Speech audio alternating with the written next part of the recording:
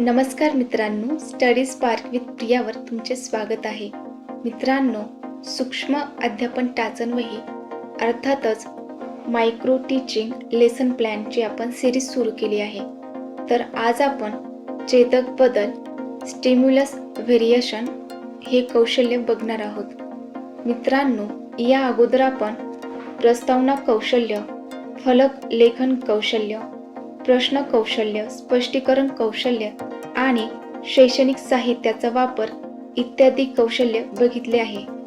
तर आज आपण चेतक बदल कौशल्य बघणार आहोत. चेतक बदललाच उत्तेजन विविधता असे देखील म्हणतात. तर कौशल्य बघण्याच्या अगोदर आपण चेतक बदल म्हणजे काय आणि या डेमोमध्ये आपण कोणकोणते उपकौशल्य वापरणार आहोत त्याची थोडक्यात माहिती घेऊया आणि नंतर मग डेमो सुरू करूया. तर मित्रांनो, लक्ष द्या. चेतक बदल म्हणजे काय? तर अध्यापनातील चेतक बदल हे एक महत्त्वाचे कौशल्य आहे जे विद्यार्थ्यांना लक्षपूर्वक आणि प्रेरित राहण्यास मदत करते. या कौशल्यामध्ये विविध लक्ष वेधून घेणाऱ्या कृती, नमुने आयोजित करणाऱ्या शिक्षकाचा समावेश होतो, ज्यामुळे विद्यार्थ्याची आवड आणि लक्ष टिकून राहते. मुलांची शिकण्याची क्षमता त्यांना अधिक लक्षपूर्वक आणि प्रतिसाद देण्यासाठी हे कौशल्य मदत करते. म्हणजेच काय? तर वर्गामध्ये टीचिंग ही इंटरॅक्टिव्ह आणि एक्साइटिंग पाहिजे. चेतक बदल या कौशल्याच्या माध्यमातून शिक्षकाला वर्गासाठी उत्तम तयारी करता येते. विद्यार्थ्यांना आशयाच्या ट्रॅकवर ठेवता येते. एक कुशल शिक्षक वर्गातील अध्यापन दरम्यान सर्व चेतक बदलांना हुशारीने एकत्र करून कार्यक्षम वातावरण तयार करू शकतो.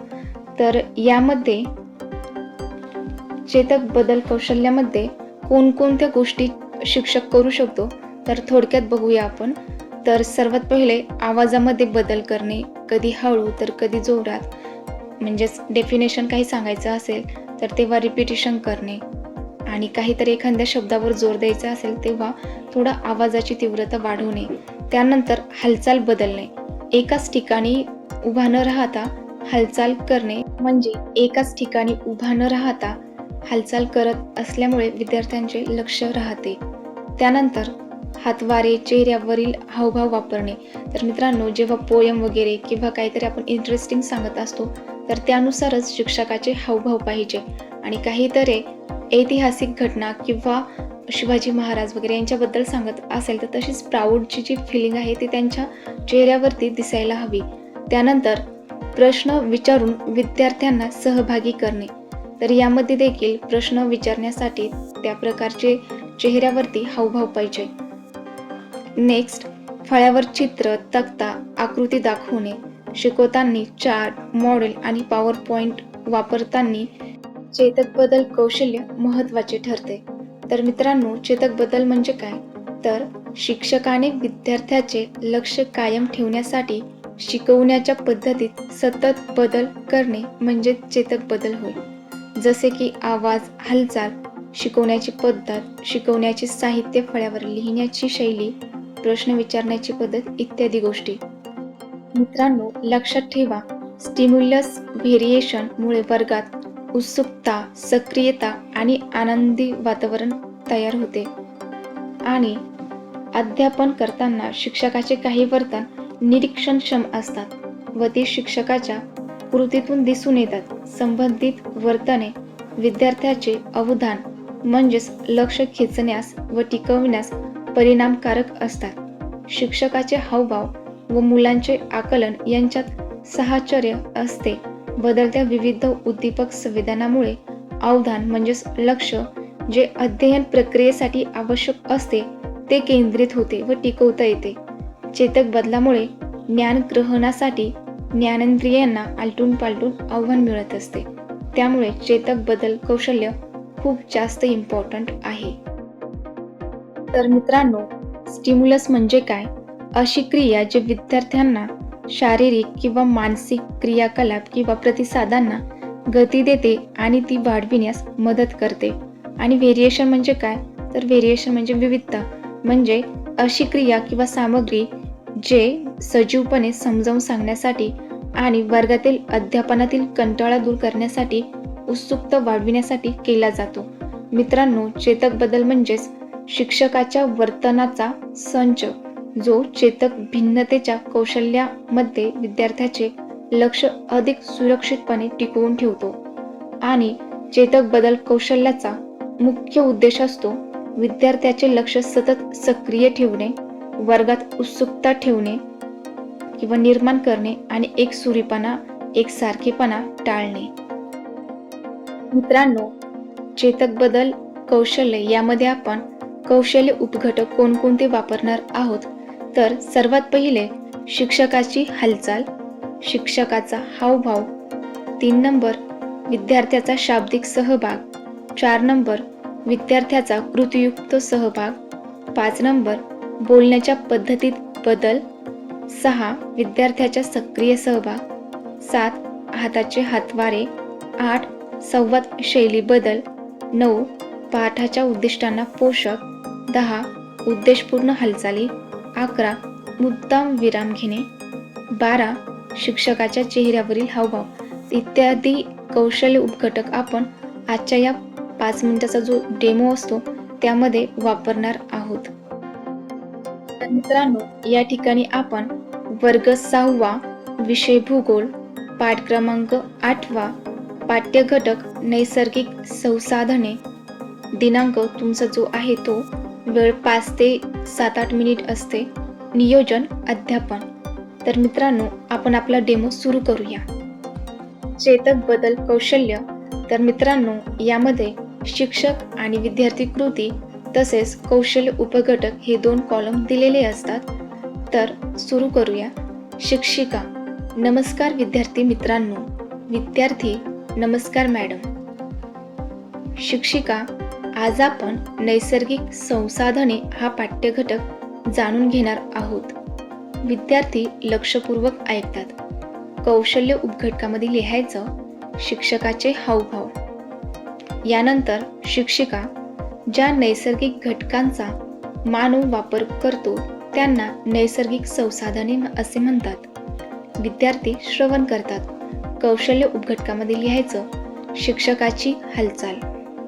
यानंतर शिक्षिका: नैसर्गिक संसाधनामध्ये कोणकोणत्या गोष्टी येतात? विद्यार्थी: पाणी, हवा, मृदा इत्यादी. कौशल्य उपघटकामध्ये लिहायचं विद्यार्थ्यांचा शाब्दिक सहभाग. शिक्षिका: अगदी बरोबर. पाणी, हवा, मृदा याबरोबरच जमीन, खनिजे, वनस्पती आणि प्राणी या सर्वांचा नैसर्गिक संसाधनामध्ये समावेश होतो. विद्यार्थी लक्षपूर्वक ऐकतात. कौशल्य उपघटकामध्ये लिहायचं बोलण्याच्या पद्धतीतील बदल. यानंतर शिक्षिका: विद्यार्थ्यांनो, 8.2 ते 8.13 यामधील चित्रावरून या सर्व घटकांचे कल्पना करता येईल, तर तुम्ही या सर्वांचे निरीक्षण करा. आणि विद्यार्थी निरीक्षण करतात.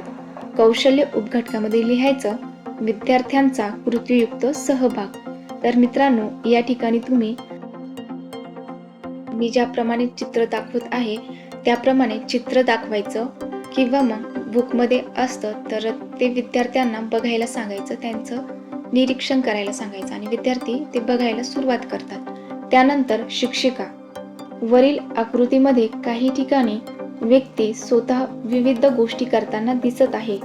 त्याची प्रतिकृती ही निसर्गातील कोणत्या ना कोणत्या घटकाशी संबंधित आहे. या प्रत्येक घटकाचा विचार आपण करू. विद्यार्थी लक्षपूर्वक ऐकतात. कौशल्य उपघटकामध्ये लिहायचं पाठाच्या उद्दिष्टांना पोषक. यानंतर शिक्षिका: चित्रामधील व्यक्ती कोणकोणती कामे करताना दिसत आहेत? विद्यार्थी: शेतीकाम, मासेमारी, मध गोळा करणे, पाणी काढणे, गवंडी काम, खाणकाम, रबराचा चिक मिळवणे, डिन गोळा करणे इत्यादी कामे करताना दिसत आहे.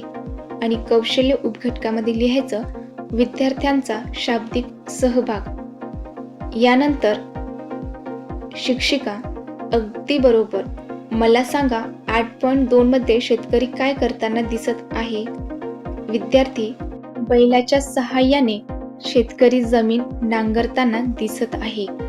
कौशल्य उपघटकामध्ये लिहायचं विद्यार्थ्याचा सक्रिय सहभाग. यानंतर तुम्ही एक्सप्लेनेशन करणार शिक्षिका. अगदी बरोबर. शेतकरी जमिनीवरील मृदेचा थर नांगरून जमीन कसल्या योग्य करतो. या कसलेल्या जमिनीतून विविध प्रकारचे पिके घेतो. या पिकाच्या उत्पन्नातून स्वतःची व इतरांची अन्नाची गरज भागवतो. हे सर्व करण्यासाठी जमिनीवर निसर्गतः उपलब्ध असलेली मृदा तो संसाधन म्हणून वापरत असतो. मृदेचा वापर हा जगात सर्वत्र केला जातो. म्हणूनच मानवाच्या शेती व्यवसायामध्ये मृदा हे एक महत्त्वाचे नैसर्गिक संसाधन आहे. विद्यार्थी लक्षपूर्वक ऐकतात. कौशल्य उपघटकामध्ये लिहायचं संवाद शैली बदल. यानंतर शिक्षिका. आकृती 8.3, 8.5 आणि 8.6 यामध्ये व्यक्ती कोणकोणती कामे करताना दिसत आहे. तर यामध्ये व्यक्ती मासे पकडताना, तसेच एक व्यक्ती विहिरीतून पाणी काढताना आणि एक व्यक्ती समुद्रातून मीठ गोळा करताना दिसत आहे. तर कौशल्य उपघटकामध्ये लिहायचं विद्यार्थी गटास अनुरूप. यानंतर शिक्षिका. अगदी बरोबर. या चित्रांमध्ये पाणी या नैसर्गिक घटकाचा वापर करून व्यक्ती आपल्या गरजा पूर्ण करताना दिसत आहे. तसेच जीवनासाठी मासे आणि सागराच्या पाण्यातून मीठ मिळवत आहे, जे आपण दैनंदिन जीवनात नेहमी वापरतो. यामध्ये पाणी, खनिजे आणि प्राणी हे महत्त्वाचे नैसर्गिक संसाधने आहेत. विद्यार्थी लक्षपूर्वक ऐकतात. कौशल्य उपघटकामध्ये लिहायचं शिक्षकाचे चेहऱ्यावरील हावभाव. यानंतर शिक्षिका. वरील सर्व आकृत्यांमध्ये मासेमारी सोडता इतर सर्व नैसर्गिक संसाधने मिळवण्याच्या कृती मानव जमिनीवर करताना दिसत आहे. याचा अर्थ जमीन हे सुद्धा एक संसाधन आहे. विद्यार्थी श्रवण करतात. कौशल्य उपघटकामध्ये लिहायचं हातवारे, हाताचे हातवारे. यानंतर शिक्षिका. विद्यार्थ्यांनो, हे नेहमी लक्षात ठेवा, मानवाने कितीही प्रगती केली तरीही त्याला अनेक बाबींसाठी निसर्गावर अवलंबून राहावे लागते. निसर्ग हा फक्त मानवांसाठी नसून इतर सर्व सजीवही त्यावर अवलंबून असतात. त्यामुळे नैसर्गिक संसाधनाचा वापर आपण नेहमी गरजेनुसार करणे आवश्यक आहे. विद्यार्थी लक्षपूर्वक ऐकतात. कौशल्य उपघटकामध्ये लिहायचं उद्देशपूर्ण हालचाली. यानंतर शिक्षिका. अशा प्रकारे आज आपण चित्राच्या माध्यमातून आजूबाजूला तसेच आपल्या घरी असणाऱ्या गोष्टीवरून नैसर्गिक संसाधने हा पाठ्यघटक अभ्यासला आहेत. कौशल्य उपघटकामध्ये लिहायचं अंतिम विधान. तर मित्रांनो, या ठिकाणी आपले चेतक बदल कौशल्य हे संपले आहेत. चेतक बदल कौशल्य हे कौशल्य खूप जास्त इम्पॉर्टंट आहे, कारण की तुम्ही वर्गामध्ये जेव्हा एंट्री करतात आणि जोपर्यंत तुमचा क्लास चालू आहे तोपर्यंत चेतक बदल हे शिक्षकामध्ये होत असते आणि तेच विद्यार्थी बघत असतात, ऐकत असतात. म्हणून चेतक बदल कौशल्य खूप जास्त इम्पॉर्टंट आहे. तर मित्रांनो, या ठिकाणी चेतक बदल कौशल्य हा जो डेमो आहे, तर यामध्ये तुम्हाला जर पॉईंट्स जास्त वाटत असेल तर तुम्ही यामध्ये स्टार्टिंगचे पॉईंट्स घेऊ शकता. मात्र जे कौशल्य उपघटक आहे ते सर्व घेण्याचा प्रयत्न करा. तर मित्रांनो, आपले जे 6 कौशल्य होते, प्रस्तावना कौशल्य, प्रश्न कौशल्य, फलक लेखन कौशल्य, स्पष्टीकरण कौशल्य, शैक्षणिक साहित्याचा वापर कौशल्य आणि चेतक बदल हे संपले आहेत. आणि यानंतर आपण सेतू पाठ घेणार आहोत, ज्यामध्ये सर्व कौशल्याचा एकत्रच वापर होतो. तर मित्रांनो, व्हिडिओ जर आवडला असेल तर नक्की लाईक करा आणि असेच व्हिडिओ बघण्यासाठी आत्ता सबस्क्राईब करा. व्हिडिओ बघितल्याबद्दल धन्यवाद. लवकरच सेतू पाठ या लेक्चरमध्ये भेटूयात.